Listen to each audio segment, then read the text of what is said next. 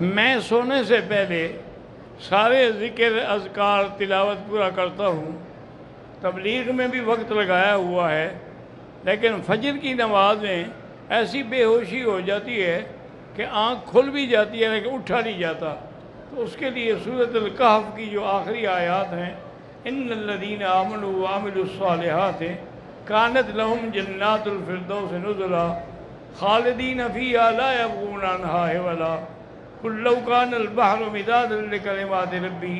لنفد البحر قبل ان تنفد کلمات ربی ولو جئنا بمثلہ مددا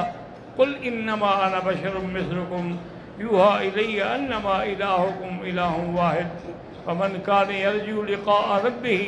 فلیعمل عملا صالحا